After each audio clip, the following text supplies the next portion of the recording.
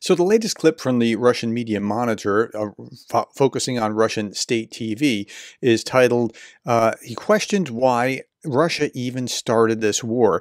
And that's true, he does this, but this little clip is a broader understanding of the Russian mindset. So we're going to watch this, and special thanks to the Russian media monitor, as always. And as we look through this, I want you to think, why is he saying what he's saying?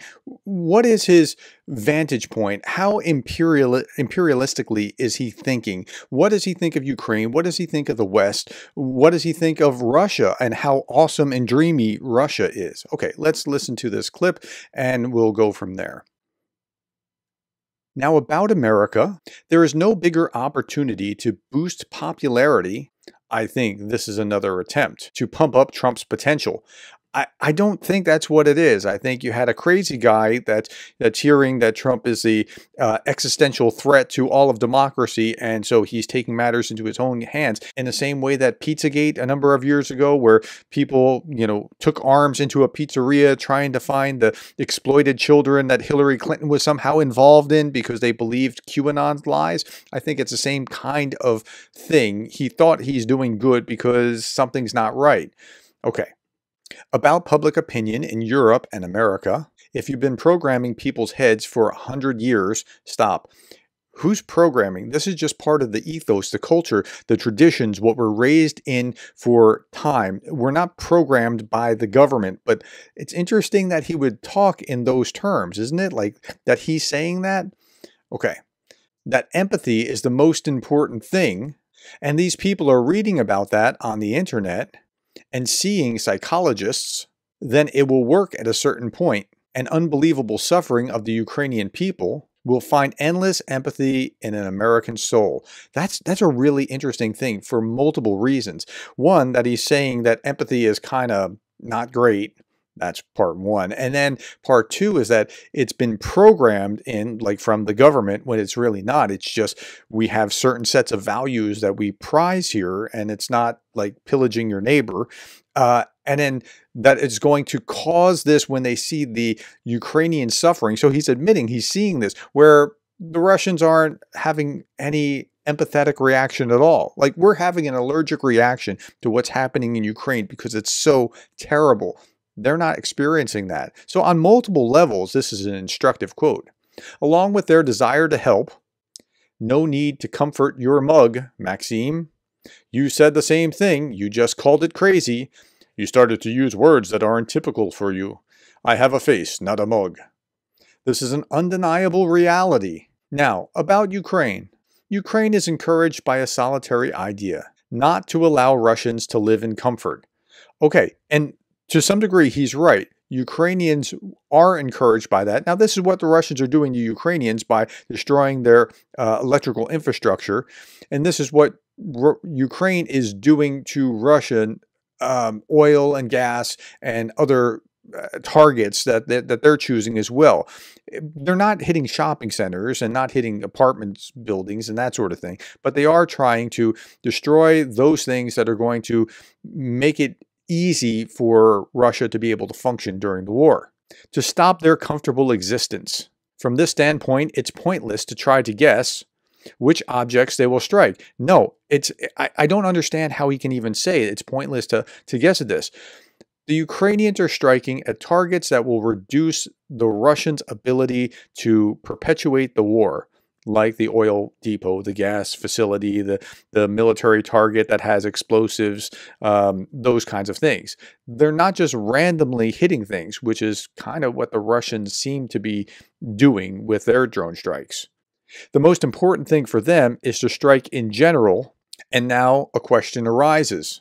How can Russia respond to it, and how will it respond? Well, he's got the assumption wrong. They're not just striking in general. And if they were just striking in general, that would be a hard thing. That's what the Ukrainians are trying to figure out. Where is Russia going to strike? It's very hard to know when they are okay with striking civilian objects just as much as military. In fact, most of their rockets seem to go after civilian targets by a factor of about 3 to 1 from the research that I've seen. I have two preliminary questions in this regard. Now, this is where it gets weird. I realize that for 80% of Russia's population, London and Paris, which were named as potential targets in the event of escalation of this conflict, for them, they mean as much as Khartoum means to me. Now, that's a really interesting thing. He's saying that London and Paris don't matter because I'm Russian, and Russia really matters. Everything else kind of doesn't matter really at all. It's just down here. Okay, so that's what he's saying. Did you have to pick an African city? Fine, I can name Baghdad. What's the difference? Again, that's all down here. This isn't any better. It's just this stuff that doesn't really matter much as opposed to Russia, which matters a whole lot. The situation is as follows. As one Napoleonic marshal has said, if we have to burn down Paris, we will burn down Paris. But this won't achieve anything, aside from another round of severe escalation. Now, he's kind of right that is what's going to happen if you escalate. There'll be replies in escalation because that's what you understand. So he's onto something there. But it's about to turn really strange in his questioning for Russian state media. Secondly, yesterday, Putin unequivocally said that he clearly understands this will lead to a conflict in which there will be no winners. I have a totally rhetorical question in this regard. What was the point of even starting this whole thing? What did he just say? What was the point of even starting this whole thing? Like, how can he even express that on Russian state media? For us to croak as proud owners of Crimea and Donbass? Why? We have no plans to croak. We always respond. We were always planning to defend ourselves. Okay, I think that always planning to defend ourselves is the Russian answer to why we were doing that. And remember, it was a rhetorical question. He wasn't like just, challenging the system.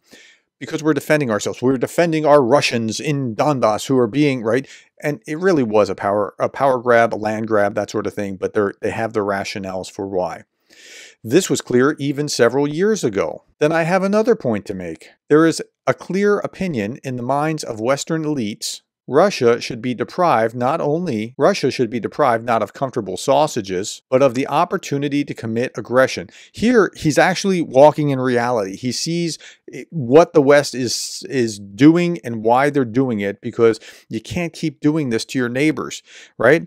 2000 with Chechnya, and 2008 with Georgia, and 2014 with Ukraine, and 2022 again with Ukraine, right? You're also in Moldova as an honorable mention. You can't keep doing this, but of the opportunity to commit aggression, which is how they see our actions toward Ukraine. That's right. In their public opinion, as I said in the beginning, everyone sympathizes with, and here he has a slur for Ukrainians, and that's how Russians see themselves as opposed to Ukrainians. Like, Ukrainians are lesser than, they're objects, they're not worthy, as opposed to Russians, who are very significant. And now we all have some kind of hierarchy of values. That's fair. If you're British and you think more of the British Empire than, say, other places, I don't fault you for that. But this is a really significant, imperialistically driven attitude that we're okay and we can do all these things and everybody else is down here. Okay, tell me where I'm wrong. If you have strong opinions about it, put it in the comments below. What did you think of what he had to say? Thank you for your time, my friends. Thank you for the likes, the shares, the subscribes, and thank you for being the kind of person that cares about Ukraine.